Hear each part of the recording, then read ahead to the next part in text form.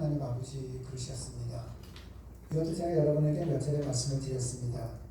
히브리어는 엘샤다이라고 얘기하는데 전문하신 이 뜻은 엘샤다이라는 뜻은 충분하다는 뜻입니다. 그러니까 여러분들이 살아가시는 데 있어서 하나님이면 충분하다는 겁니다. 한 분이시면. 그런데 대표 기도를 해주실 때 주님의 전으로 불러주시니 감사하다고 했습니다. 여러분, 오늘 하나님께서 우리를 이 자리에 불러주셨다는 겁니다. 그러니까 여러분들이 스스로 오신 것이 아니라 하나님께서 여러분을 불러주셨다는 겁니다. 그런데 불러주신 이유가 무엇인가? 오늘 말씀입니다. 우리는 오늘 성숙한 삶이 무엇인가에 대해서 3주간에 걸쳐서 봤습니다. 그리고 오늘이 마지막 시간입니다. 우리 마태복음 19장 23절로 24절 말씀을 다 같이 합독하도록 하시겠습니다. 예수께서 제자에게 이르시되 내가 진실로 너희에게 이르노니 너희는 성전에 들어가기가 어려우니라. 다시 너희에게 말하노니 낙타가 바늘귀로 들어가는 것이 부자가 하나님의 나라에 들어가는 것보다 쉬우니라 하시니. 아멘. 여러분, 성경 말씀을 때때로 보면은 이 문자적으로 해석하시는 분들이 굉장히 많습니다. 그런데 성경은요, 인간이 사용하고 있는 모든 문법을 다 같습니다. 그래서 여러분들이 그냥 성경을 보시는 것 같고는 안 된다는 거죠. 이 성경에 대해서 공부하신 분들이 여러분들에게 풀어서 해석해서 알려드려야만 됩니다. 지금도 보면은 부자가 천국에 들어가기가 어렵다고 했습니다. 그렇다면은 통장에 있는 돈 다 없애야 되는 겁니까?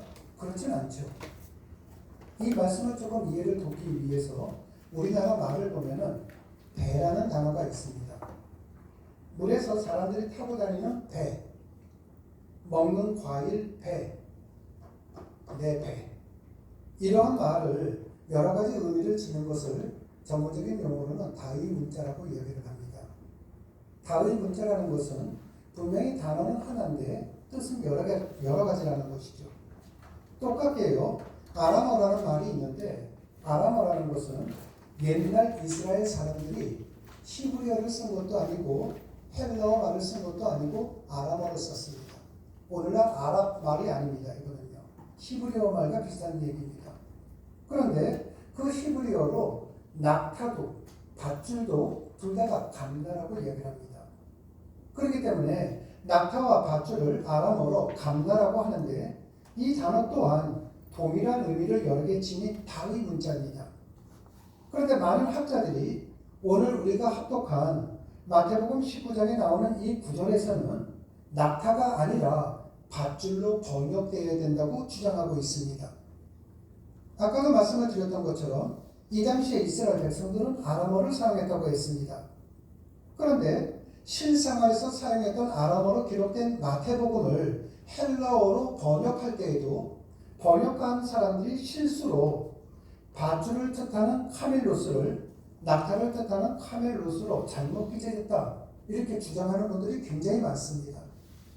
그러니까 예수님께서도 이 땅에 오셨을 때 히브리어 하신 거 아닙니다. 아람어를 하셨던 겁니다. 여러분, 밧줄을 한번 생각을 해보십시오. 밧줄은요, 실 한 올 한 올을 여러 겹을 꼬아서 만든 겁니다. 그런데 꼬기 전에 실 한 올은 바늘귀에 통과할 수 있습니다. 그렇지만 그 실로 꼬아 만들어진 밧줄은 바늘귀를 통과하지를 못합니다. 만약에 밧줄을 바늘귀에 통과하려고 한다면은 밧줄을 이루고 있는 실들을 한 올 한 올 풀어서 그 풀어진 한 올씩을 바늘귀에 넣으면은 바늘귀에 통과할 수 있습니다. 이처럼 부자가 자신의 밧줄 같은 재물을 한 올 한 올 풀어서 바늘귀 건너편에 있는 가난한 자들에게 한 올 한 올씩 준다면은 나중에는 밧줄을 이루고 있었던 모든 실이 바늘귀를 통과하게 되는 것입니다. 그렇게 되면 어떻게 됩니까? 부자도 천국 갈 수 있다는 거죠. 그런데 문제는 이것이 물질에만 국한된 것이 아니라는 것입니다. 여러분들 가운데 나는 뭐 물질적으로 부자가 아니니까 해당이 없네 생각하는 분이 있을 수 있습니다. 그런데 한번 이 말씀을 한번 들어보십시오. 어떤 사람은 자기만 아는 이기심의 부자입니다.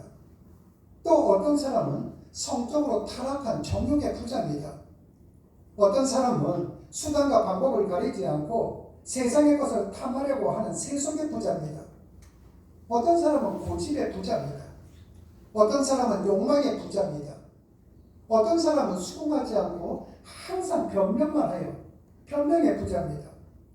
어떤 사람은 게으름의 부자입니다.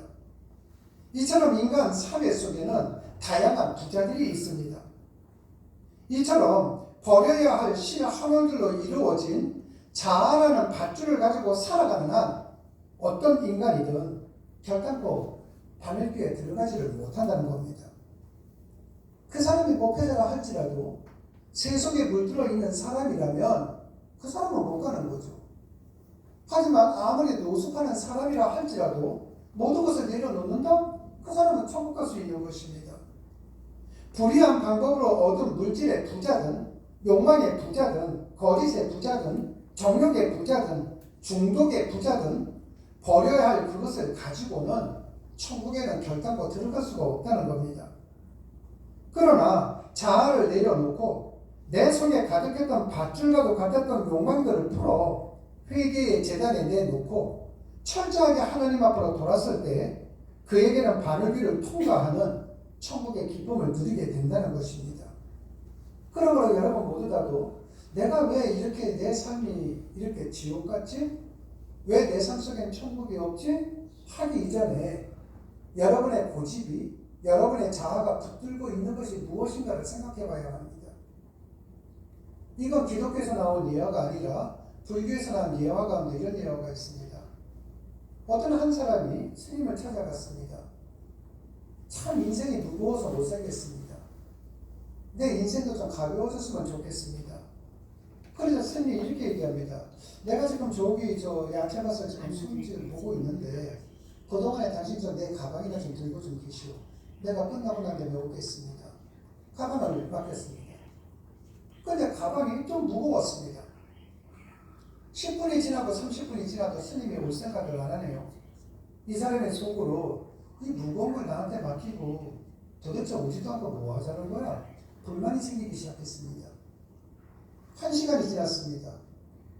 참다 못해 이 사람이 스님을 찾아가서 얘기한 거죠. 아니 스님 언제 오시려고 합니까?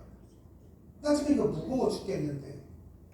스님이 이렇게 얘기하는 겁니다. 아, 무거우면 내려놓으면 되죠. 여러분 그런데 사람들은요 내 고집을 못 내려놔요. 왜? 남들이 볼 때는 고집인데 내가 볼 때는 정당하거든요. 왜 정당한가? 내 체면을 세워주고 내 호주머니를 채워주고 내 야망을 이루어진다는 착각 때문에 그렇습니다. 여러분 무거운 것이 있으면 내려놓으면 되는 겁니다. 그런데 사람들은 내려놓지 않고 짊어지고 가는 거예요. 짊어지면서 어떻게 합니까? 변명을 대는 거죠. 내가 이것을 어떻게 한다면, 저것을 한다면 누가 내 대신? 여러분 이와 같은 내용은 구약 성경에도 나옵니다. 레위기 1장을 보면은 제사에 대해서 나오는데 이때 하나님께 드릴 번제 제물의 특징을 보면은 하나님께 드리는 제사의 제물은 살아있지 않으면 제물이 안 되기 때문에 반드시 살아있을 때 갖고 와야 됩니다. 하나님 앞에 소를 드리든 양을 드리든 무엇을 드리든 살아있을 때 갖고 와야 돼요. 죽으면 제물이 안 됩니다. 그런데 살아있는 걸 가지고 와서는 반드시 제단 앞에서 죽여야만 됩니다. 이건 우리에게도 적용됩니다. 내가 하나님 앞에 회개를 하든 내가 하나님 앞에 신앙생활을 하기 위해서는 반드시 살아있을 때 해야만 됩니다. 내가 죽으면 아무 소용이 없습니다. 제가 오래전에도 여러분에게 말씀드렸던 것처럼 타 종교를 비하시키는 것은 아닙니다. 하지만 제 입장에서는 타 종교를 정당화시킬 필요도 없죠. 불교에 보면 예수제와 예수제라는 것이 있다고 했습니다. 그래서 봉선사 절에 가도 어떨 때 가면은 예수제 예약을 받습니다. 예수님과 똑같은 예수자입니다. 그런데 이 예수제가 무엇인가? 사람이 죽어서 구천을 맴돌 때 이 구천을 맴도는 영혼을 극락에 보내기 위해서 하는 것은 천도제입니다. 그런데 살아있는 사람에게 너 죽으면 극락 갈 수 있어. 돈 내고 굿하는 것이 예수제입니다. 그럼 돈 없는 사람들은 어떻게 되는 겁니까?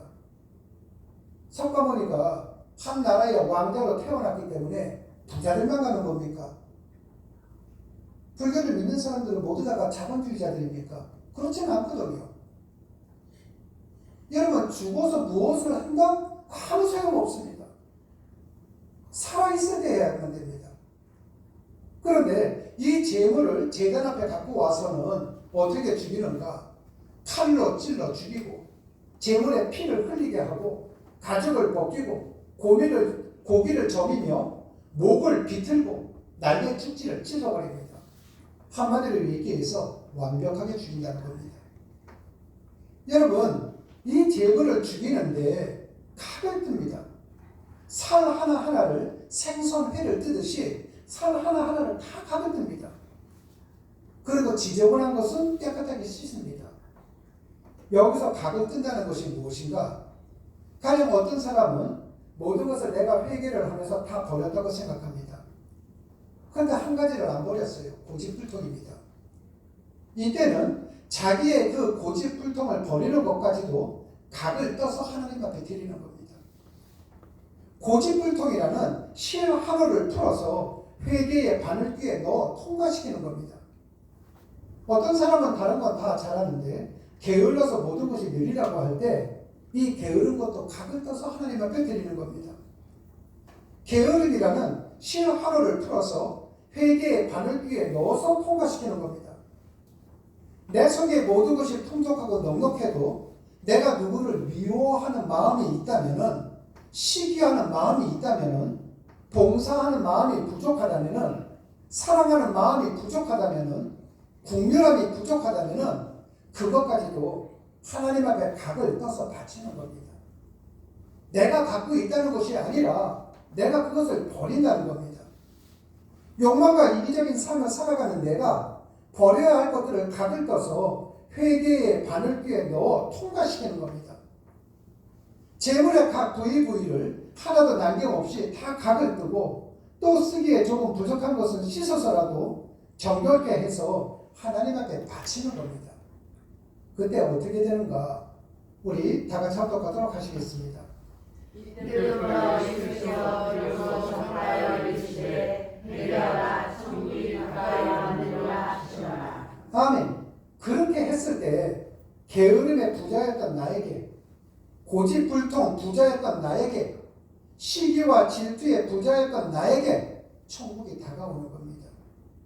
여러분, 여러분들이 다른 사람의 삶에 관계를 하지 않는 것처럼 다른 사람들도 여러분의 삶에 관계를 잘 하지 않습니다. 이해관계가 없다면요. 여러분들이 천국 같은 삶을 살든 지옥 같은 삶을 살든 그것은 대부분이 나로 인함입니다. 부자 삭개오를 보십시오. 부자 삭개오는 불의한 사람이었습니다. 같은 동족의 피를 빨아먹고 사는 사람이었습니다. 그런데 그러한 부자인 삭개오는 자신의 재물을 가난한 사람들에게 돌려주어서 결국 바늘귀를 통과하게 됩니다. 이처럼 부자는 천국 가는 길이 완전히 봉쇄된 것이 아니라 한 올 한 올 자신의 옷을 벗기어 내면 천국에 갈 수 있다는 말씀이 된다는 것입니다. 마태복음 16장 24절 말씀을 다 같이 합독하도록 하시겠습니다. 이에 예수께서 제자들에게 이르시되 누구든지 나를 따라오려거든 자기를 부인하고 자기 십자가를 지고 나를 따를 것이니라. 아멘. 여기서 자기를 부인하는 것은 자아를 내려놓는 건데, 자아를 내려놓는 것을 좀 함축해서 얘기한다면 내 생각, 내 주장 다 내려놓으라는 겁니다. 사람들이 이 싸움을 하는 것을 제가 근래에 좀 보게 됐습니다. 이 건물 안에서 약간 좀 분쟁이 있는 것처럼 봤는데, 서로가 3자 입장에서 볼 때는 서로가 문제가 있어요. 그런데 이 3자가 볼 때는 분명히 문제가 있는데 이 사람들이 누구와 이야기할 때에는 자기의 문제는 이야기하지 않고 상대방 문제만 찍어서 얘기합니다. 저쪽 상대도요, 자기의 잘못을 이야기하지 않고 상대방만 찍어서 얘기하는 거예요. 여러분, 거기에는 답이 없죠. 답이 없을 때는 어떻게 되는가? 서로가 계속해서 가면서 손해를 보지 않겠습니까? 시간적이든 물질적이든 한계에 도달해서 서로가 지칠 때 끝날 수밖에 없습니다. 인생도 마찬가지입니다. 내가 내 자아를 내려놓지 않으면 지치는 건 나예요. 다른 사람이 지치는 것이 아닙니다. 그렇기 때문에 하나님께서는 우리에게 자아를 내려놓으라고 한다는 것은 누구를 위한 것이 아니라 나를 위한 겁니다. 여러분, 내가 생각할 때 나는 전혀 잘못한 게 없어요. 누구한테 피해를 준 것도 없고 어떻게 보면 나는 법 없이도 살 수 있습니다. 쉽게 표현을 한다면은 집안에 있을 때 다는 그렇지 않지만 대부분이 이런 얘기를 합니다. 아, 우리 딸은 아빠 같은 사람 만났으면 좋겠어. 여러분, 그건 진짜 무서운 얘기 아닙니까? 아빠 같은 사람 만났으면 좋겠다. 내 딸이니까 그렇게 해주는 거예요. 만약에 아빠 같은 사람, 그렇게 좋은 사람이 내 딸이 아니라 다른 딸한테 그렇게 했다? 이건 취향범입니다. 항상 사람들은 자기 테두리 안에서만 생각합니다. 여러분, 세상에 어떤 부모가 자기 딸을 귀하게 여기지 않겠습니까? 그런데 그 사람들이 다들 자기 딸만 그렇게 생각한다면 세상은 혼란스러운 거죠. 세상은 지옥이 되어버리는 겁니다. 좀 더불어 살 줄 알아야 되거든요. 내 자아도 마찬가지입니다. 나를 내려놓고 우리라는 것을 만들어야 되는데 사람들은 나를 내려놓고 우리를 만드는 것이 아니라 우리를 내 쪽으로 끌어당깁니다. 그러니까 마찰이 생기는 거죠. 이번에는 이 단어를, 감나라는 단어를 지금의 낙타로 한번 해석을 해보겠습니다. 방금 전까지는 밧줄이었습니다. 한 전승에 따르면 바늘귀는 예루살렘 성벽의 문을 가리켰다고 이야기를 했습니다. 그러니까 이 당시에 시간이 몇십만 되면 예루살렘 성문이 닫히는데 이 예루살렘에는 쥐구멍이 아니라 낙타구멍이 있었습니다. 그런데 이 낙타구멍을 가기 위해서는 어떻게 해야 되는가? 그냥 낙타는 통과할 수가 있는데 낙타 등에 있는 앉는 석이라든지 또는 치장한 곳이 있다면 못 들어갑니다. 그러니까 낙타가 여기에 들어가려면 어떻게 해야 되는가? 등에 있는 짐도 밀어놔야 되고 안장도 밀어놔야 되고 치장한 것도 다 밀어놔야 됩니다. 한꺼풀 한꺼풀 모든 것을 다 밀어놓으면은 낙타는 바늘귀와 같았던 예루살렘 이 낙타굴을 들어갈 수가 있습니다. 여러분, 그러니까 낙타도 들어갈 수가 있고 밧줄도 들어갈 수 있는데 문제는 무엇인가? 나에게 있는 것을 내려놓으셔야만 된다는 겁니다. 내가 늘어놓지 않으면 안 된다는 겁니다. 이것은 다른 말로 표현을 한다면 부자가 천국에 들어가기 위해서는 무릎을 꿇고 자신을 낮추고 재물의 짐에서 벗어나는 조건에서만 가능하다는 것입니다. 우리 주님께서는 부자는 천국 가기 어렵다. 부자는 천국에 못 간다. 이렇게 말씀하지 않았습니다. 우리 주님께서는 부자는 천국에 들어가기가 어렵다고 했습니다. 그리고는 낙타가 바늘귀에 들어가는 것이 부자가 천국 가는 것보다도 더 쉽다고 말씀하셨습니다. 왜 그런 줄 아십니까? 다 그런 건 아니지만 부자 대부분은 돈의 가치를 사람보다 더 귀하게 생각합니다. 그래서 돈을 뺏기 위해서 사람도 죽이잖아요. 돈의 가치를 사람보다 더 귀하게 여기는 한 그 사람은 사람 사랑을 할 수가 없습니다. 그래서 천국 가기가 힘듭니다. 사람들은 이야기를 하죠. 가난한 사람이 10,000원을 저 사람 도와주는 것보다도 재벌이 저 사람 1억 원을 도와주는 것이 더 크지 않냐고요. 하나님은 양으로 따지는 분이 아니시거든요. 하나님은 질로 따지시는 분이십니다. 저 사람은 재산이 없는 가운데서도 두렵돈을 냈습니다. 모든 걸 낸 거죠. 그런데 재벌 총수가 1억 원을 냈다. 그 사람 재산의 몇 퍼센트 정도 된다고 생각하십니까? 0.0000001%입니다. 그런데도 사람들은 양으로 모든 걸 칠 때가 많습니다. 내가 저 사람을 질적으로 사랑할 때만 진정한 사랑이 되잖아요. 그거 이 자리에 계신 여러분들 다 경험해 보셨죠? 내가 내 자식을 사랑할 때 돈으로 사랑했습니까? 아니잖아요. 내가 돈이 없어도 얼마나 사랑을 베풀었습니까? 본인은 생각하지 못했던 어린 시절, 밤중에 잠을 자지 못하고 열이 펄펄 났을 때 어머니들 남편 잠을 잘 깰까봐 등에 아기를 메고 나가서 자장자장 해본 적 많죠? 그때 말똥말똥한 눈으로 하셨습니까? 아니요. 무거운 눈꺼풀이 감기는 상태에서 하지 않았습니까? 거기는 돈이 1원도 없었습니다. 사람은 질적으로 하는 겁니다. 근데도 사람들은 양적으로 생각한다는 사람들이 많습니다. 근데 내가 돈을 사람보다 더 귀하게 여긴다? 사람보다 돈의 가치를 높인다? 그 사람은 사람 생각 못합니다.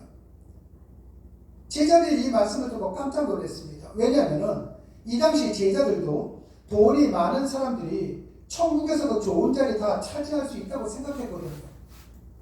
지금도 좀 전에 말씀드렸던 것처럼 불교에서 예수제, 돈 많이 내갖고 굿하면 궁당에 간다?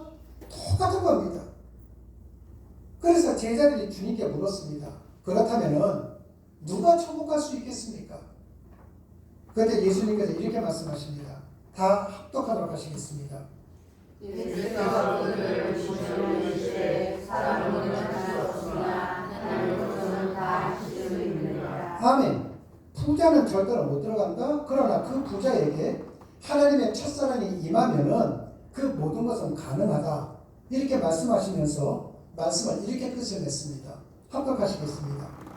그러나 먼저는 들어가서 나중에 되고 나중에 들어가서 먼저 자가 아니니라. 아멘. 그렇다면은 왜 마태복음 19장이 이렇게 끝나는가? 먼저 온 사람이 나중 되고 나중 온 사람이 먼저 된다. 이 말씀을 설명하기 위한 내용이 마태복음 20장에 나오는 포도원 품꾼 이야기입니다. 마태복음 20장 1절 말씀을 다 같이 합독하도록 하시겠습니다. 천국은 마치 포도원을 얻어 포도원을 들어보려고 이른 아침에 나간 집주인과 같으니. 아멘. 여러분 여기 지금요 굉장히 중요한 말씀이 나오는데 여러분들에게 다시 한 번 더 당부의 말씀을 드리겠습니다. 유명한 목사님의 설교라든지 아니면 이 교회 담임 목사님 제 설교를 통해서 여러분들은 신앙에 영향을 받습니다. 근데 그 영향이 선한 영향이라면 괜찮습니다. 근데 이게 잘못된 영향 속에 살아가는 분들이 굉장히 많습니다. 지금서도 여러분들이 제가 질문하는 것을 잘 한번 생각해 보십시오. 천국은 어디에 있다고 생각하십니까? 천국은 어떤 모양이라고 생각하십니까? 여러분들이 생각할 때 천국에 가면은 거기에는 아픔도 없고 뭐도 없고 나무도 있고 그리고 동물들도 있고 이렇게 생각하는 분들 혹시 계십니까?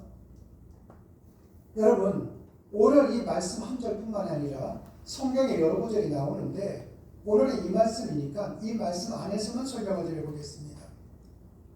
여러 책을 보면은 천국을 포도원이라고 표현한 책들이 굉장히 많습니다. 서점에 있는 모든 책들이라고 해서 다 맞는 것은 아닙니다. 왜냐하면 그 책을 쓰시는 분들이 객관적인 상황에서 쓰시는 책들은 거의 없습니다. 대부분이 주관적인 책들입니다. 그러니까 자기의 생각이 굉장히 많이 나오죠. 그 천국은 포도원이다. 공간으로 생각하는 분들이 많이 나요.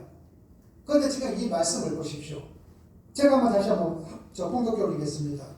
천국은 아침에 나간 집주인과 같으니 천국은 포도원이 아니라 포도원 집주인이라고 우리 예수님께서는 친히 말씀하셨습니다. 사람들은 흔히 천국 하면은 어떤 공간을 생각해요. 그러나 천국은 공간이 아니라 포도원 주인이신 하나님이십니다. 그러니까 하나님이 계시다면은 초가 상간도 천국이 되는 것이고 하나님이 계시지 않으면 십자가 딸린 아방궁도 천국과는 무관한 거예요. 여러분들이 사랑하는 사람이 있다고 쳐보십시오. 사랑하는 사람과 같이 있으면 내가 어디에 있든 천국과 같은 것이죠. 그런데 사랑하는 사람이 세상에 없다? 아무리 100평집, 200평집 살아도 거기는 천국이 안 되잖아요. 근데도 많은 사람들이 아직까지 천국을 어떠한 공간으로 생각하는 분들이 많습니다. 그래서 죽으면 영혼이 올라가갖고 저 삼층천을 지나서 천국에 들어가 이렇게 생각하는 분들이 굉장히 많습니다. 여러분, 예수님께서 말씀하시는 것은 집 주인과 같으니 천국은 하나님이십니다. 내가 어디에 있든 하나님과 함께 한다면 그것은 천국이 되는 것이죠. 하나님이 안 계신다면 그것은 천국이 될 수가 없습니다. 그 포도원 주인이신 하나님께서 자기 나라를 위해 통꾼을 구하러 나가셨습니다. 어떻게 나가셨는가? 먼저 새벽 6시에 나갔습니다. 그리고 아침 9시, 정오 12시에 나가서 만난 통꾼들에게 내 포도원에 와서 일을 하라고 하셨습니다. 그리고 난 다음에 하루 품삯인 1데나리온을 줬습니다. 포도원 주인이 통꾼을 구하기 위해 오후 3시에 또 나갔습니다. 그런데 이때 일 없이 놀고 있는 사람들이 있어서 그들에게 가갖고선 내 포도원에 와서 일을 하라고 했습니다. 이제 오후 5시가 되었습니다. 이제 1시간 후면은 6시에 모든 일이 끝납니다. 근데 그때까지도 일하지 않는 사람을 포도원 주인이 만났습니다. 포도원 주인이 그에게 너 왜 지금까지 일을 하지 않고 있니 여기서? 이렇게 말을 했습니다. 그러자 그들이 말하기를 우리는 일하고 싶은데 우리를 써주는 데가 없어요. 그래서 이렇게 온종일 공치고 있습니다. 그러자 포도원 주인이 내 포도원에 가서 일을 하라고 했습니다. 그래서 맨 마지막에 선택받은 사람은 그 포도원에 가서 1시간만 일을 했습니다. 이제 저녁 6시가 되었습니다. 포도원에서 일을 한 사람들에게 품삯을 계산할 때 일입니다. 주인이 자기 청지기를 불러서 1시간을 일을 했든 3시간을 일을 했든 10시간을 일을 했든 모두에게 하루 품삯인 1데나리온씩을 주라고 했습니다. 이때에 온종일 일한 사람이 1시간 일하는 사람과 자기가 똑같게 1데나리온을 받은 것을 보고 주인에게 이렇게 말을 합니다. 합격하시겠습니다. 다른 온 사람들은 생각보다 일하지 아니하거늘 그들을 죽는 수고하며 더위를 견딜 우리와 같게 하였나이다. 아멘. 지금 제일 먼저 온 사람이 주인에게 불만을 터뜨리는 겁니다. 아니 1시간밖에 일한 사람이 1데나리온을 받아갔다면 온종일 일한 우리에게는 더 주셔야죠. 온종일 일한 우리에게도 똑같게 준다면은 이건 말도 안 되는 것 아닙니까? 그러자 포도원 주인이 이렇게 말을 합니다. 합격하도록 하시겠습니다. 주인이 그 중에 사람에게 대답하여 이르되 친구여 내가 너에게 생각한 것이 없노라. 내가 나와 함께하는 우리랑 상관하지 아니하느냐. 내 것이나 가지고 가라. 나중에 우리 사람들에게 너와 주시는 것을 되십니다. 아멘. 지금 방금 하루 종일 10시간 이상 일한 사람이 1시간 일한 사람과 똑같은 돈을 받자 주인에게 불만을 터뜨린 거 아닙니까? 어떻게 똑같이 줄 수 있습니까? 그러자 포도원 주인이 그 사람에게 이렇게 말을 하는 겁니다. 내가 당신하고 계약을 어겼나요? 내가 당신한테 지금 뭐를 잘못했나요? 내가 당신을 새벽에 만나서 오후 6시까지 일을 하면은 1데나리온 준다고 말씀을 드렸죠. 내가 그 약속을 했는데 내가 지금 약속한 내용대로 지금 1데나리온을 줬습니다. 그런데 내가 지금 뭐를 잘못한 건가요? 그리고 내가 1시간 일한 사람에게 내가 1데나리온을 준 것은 당신과는 별개요. 저 사람에게 내가 당신 와서 1시간 일을 해도 내가 1데나리온 주겠다. 그러니까 저 사람한테 특별한 내 뜻이고 그리고 내가 저 사람과 한 계약 내용이요. 그런데 내가 저 사람과 계약을 했는데 내가 당신한테 뭐를 잘못한 겁니까? 이렇게 주인이 말했습니다. 우리 20장 15절 말씀 다 같이 합독하도록 하시겠습니다. 내가 가지고 우리를 벌거하지 않느냐. 내가 선으로 우리와 함께하는 겁니다. 아멘. 그리고 난 다음에 또 이렇게 얘기하는 겁니다. 내가 지금 저 사람에게 선의를 베푼 건데 왜냐면 이 당시에는요 월급제가 아니라 그날 하루 일을 하고 그날 시장 가서 물건 사서 그날 식구들과 밥을 먹고 사는 겁니다. 그 딱 해서 이 주인이 내가 저 사람한테 선을 베푼 건데, 호의를 베푼 건데 지금 당신은 나를 나쁜 사람으로 몰고 있네요. 마치 내가 저 사람보다도 당신들에게 10배 이상 일을 더 부려먹은 못된 사람으로 지금 나를 몰고 있네요. 지금 이렇게 얘기하는 겁니다. 마태복음 20장 16절 말씀입니다. 합독하시겠습니다. 이와 같이 나중에 자로서 너희들도 본전에 들어서 나누리라. 아멘. 여러분, 새벽부터 포도원에 일하러 온 사람은 새벽부터 열심히 일했습니다. 그거는 포도원 주인가 그렇게 약속을 한 거예요. 그리고 그는 한 데나리온을 받았습니다. 주인하고 계약한 대로 다 받은 거잖아요. 그런데 이 사람은 자기보다 일을 덜한 사람이 자기와 똑같은 금액을 받았다는 것 때문에 분개를 했습니다. 이 사실을 받아들이지 못하는 겁니다. 그렇다면 이 사람은 어떤 사람입니까? 이 사람 눈에는 사람은 안 보이고 돈만 보이는 사람입니다. 저 사람이 1시간 일해서 한 데나리온 받았다면 나는 10시간 일했으니까 10데나리온을 받아야 되는 거 아니냐 이거잖아요. 이 사람은 돈만 보이는 겁니다. 저 사람이 만약 오늘 일을 공쳤다면 저 사람이 가족이 내일 하루 동안 굶을 뻔했는데 저 사람이 그래도 1시간 와서 일해서 돈 받아 갔으니까 저 사람 가족도 내일 굶지 않겠네.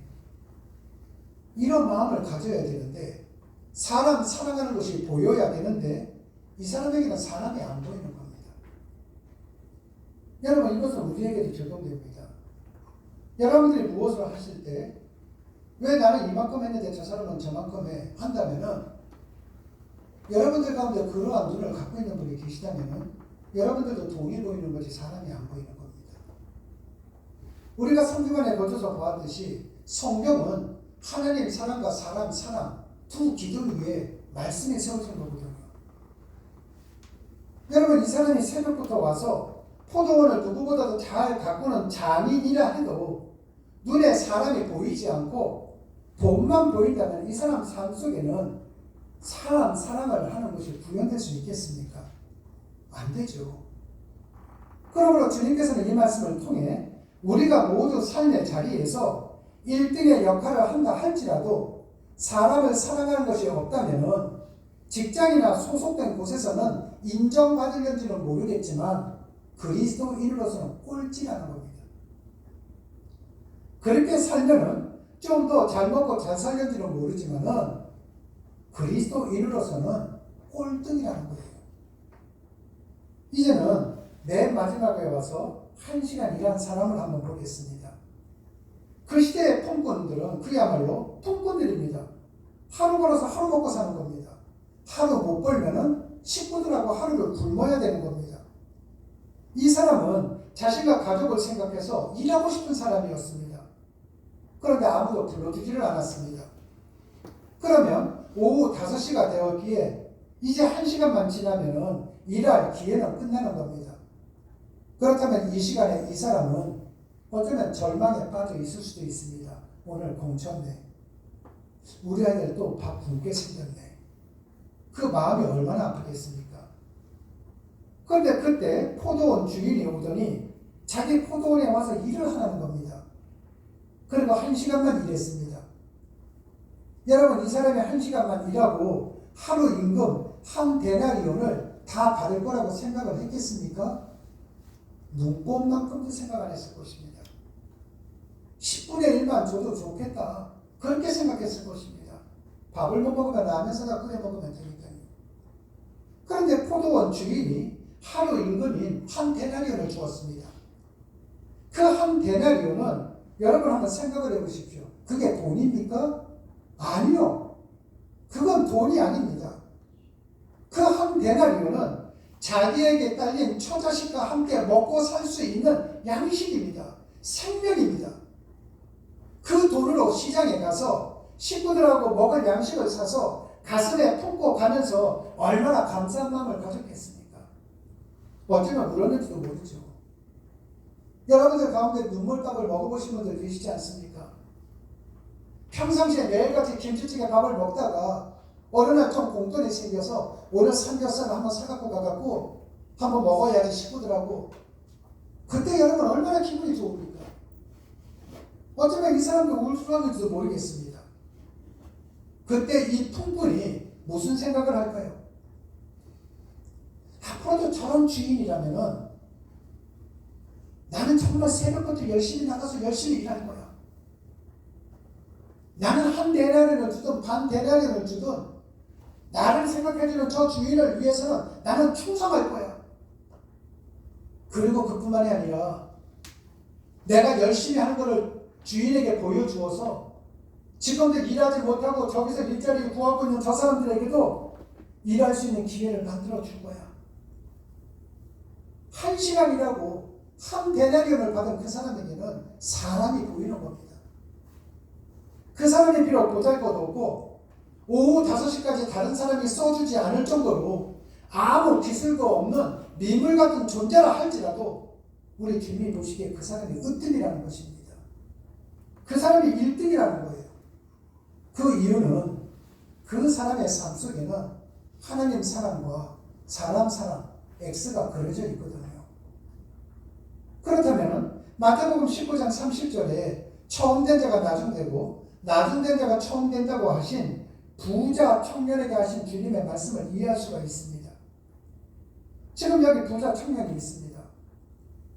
그런데 오늘날도 그러지 않습니까? 어디 모임에 가면은 누가 상석에 없죠? 앉습니까? 나이 많은 사람 앉지 않습니다. 인사치레를 한두 정도로 해줄 수 있죠.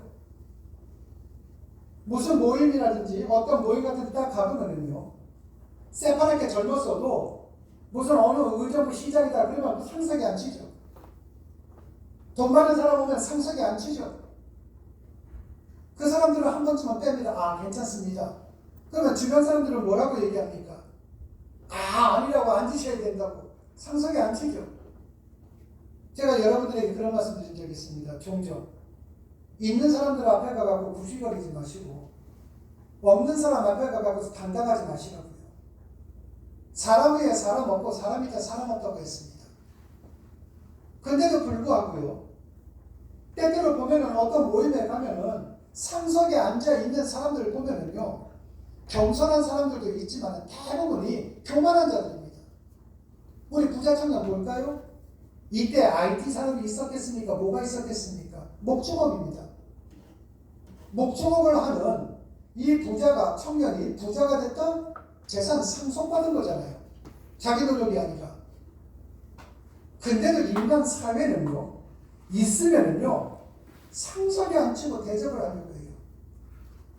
그때마다 그 젊은 사람들이 내가 있는 걸 가지고 얼마나 교만을 떨겠습니까?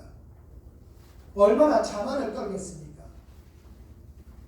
여러분, 그렇기 때문에 그리스도인들에게는 상속을 없애야만 됩니다. 정상속을 굴 거라면은 하나님 사랑과 사람 사랑, 이것을 실천하는 사람이 되어야 되거든요. 이 청년은, 부자 청년은 동네에서 으뜸입니다. 그래서 우리 청년에게 우리 주님께서 뭐라고 말씀하십니까? 네가 이 동네에서 으뜸이라면서, 그런데 내가 보기에 너는 꼴찌야. 너 왠 줄 아니? 너한테는 사람을 진정으로 사랑하는 게 안 보여. 그 주님이 오늘 본문에 나오는 포도원 일꾼 가운데 제일 마지막에 1시간 일하고 한 데나리온을 받아가는 이 사람에게도 똑같이 비슷한 이야기를 합니다. 이 말씀을 주석을 풀어서 하면은 이런 뜻이 되는 겁니다. 네가 얼마나 재주가 없으면은, 네가 얼마나 기술이 없으면은 다른 포도원 주인들 가운데 아무도 너를 안 불렀겠니? 그런데 말이야, 다른 포도원 주인들은 너를 부르지 않았지. 왜? 너는 기술도 없는 꼴찌니까.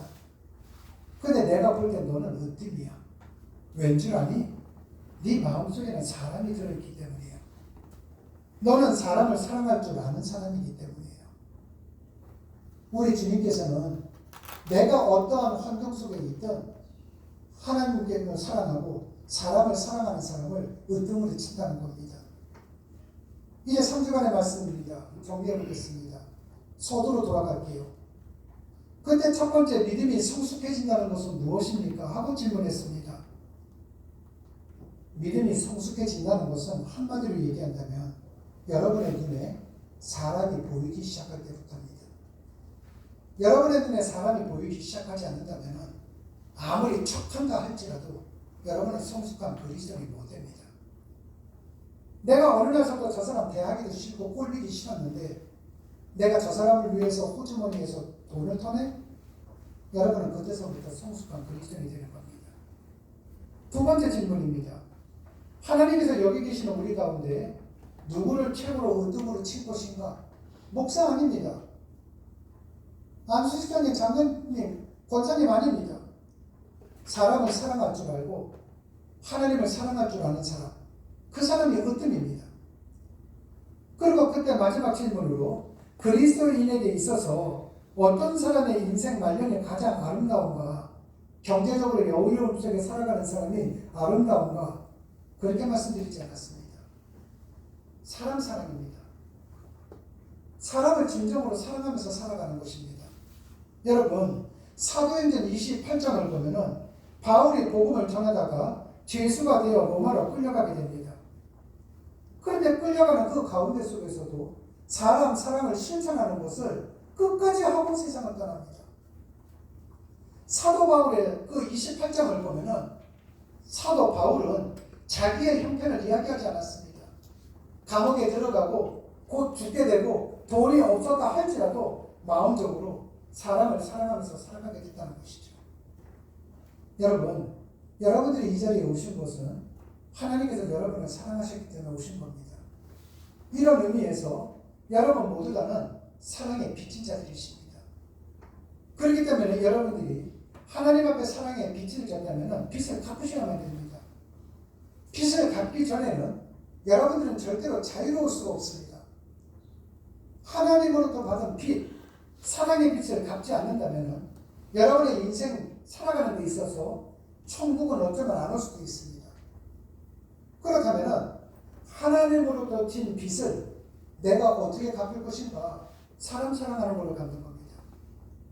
사람을 사랑할 때 지나가는 사람을 보고 일로 오세요. 내가 한번 안아줄게요. 이것이 아니라 그 어떤 사람이든 무시하면서 살지 마십시오. 그 어떤 사람이든 그 사람을 존중하는 마음으로 사십시오. 혹 내가 싫어하는 사람이 있다 할지라도 그 사람이 귀찮게 나에게 무엇을 묻는다 할지라도 성심성의껏 여러분이 알고 있는 범위에서 가르쳐 주십시오. 여러분 모두 다가 물질을 쓰라는 것이 아니라 때때로는 물질을 쓸 수 있지만 마음이 먼저 가셔야만 된다는 겁니다. 한 복지사가 밥이 없어갖고 4일째 굶어서 나는 이제 죽을 수밖에 없을 만큼 절망 속에 빠진 사람에게 식사를 대접해주면서 그 사람이 다시 희망을 갖고 살아가려고 노력한다는 기사를 오늘 아침에 봤습니다. 여러분, 그들이 할 수 있으면 우리도 할 수 있습니다. 우리 진짜 예수쟁이가 되자는 겁니다. 예배당 안에서만 하는 것이 아니라 내 삶의 현장에서 하나님 사랑과 사람을 실천하면서 살아가자는 것입니다. 이 땅에 얼마나 교회들이 많습니까? 배를 두들기고 있는 대형 교회서부터 시작을 해서 하나님의 사랑을 실천하지 할 생각을 하지 않고 자기의 도취되어서 무당 아닌 무속처럼 행하는 교회들도 얼마나 많습니까? 그 속에 우리도 있는 겁니다. 그렇다면 우리 모두 다 이제 어제와 똑같은 삶을 살아가는 것이 아니라 성숙한 그리스도인으로서 내 형편을 생각하는 것보다도 우리의 형편을 생각하면서 하나님 사랑과 이웃 사랑, 이것을 실천해 나가자는 것입니다. 그때 우리가 세상에서는 비록 보잘것없는 작은 존재라 할지라도 주님께서는 우리 한 사람 한 사람을 가리켜서 네가 최고야 하고 손가락을 올려주실 것입니다. 그때서도 여러분의 삶은 천국이 될 것입니다. 그러한 삶의 주인공들이 되시기를 주님의 이름으로 축원합니다. 기도하시겠습니다. 사랑의 주님, 사도 바울이 고백을 했습니다. 내가 헬라인이나 야만인이나 지혜 있는 자나 어리석은 자에게 다 빚진 자라고 바울이 고백을 했습니다.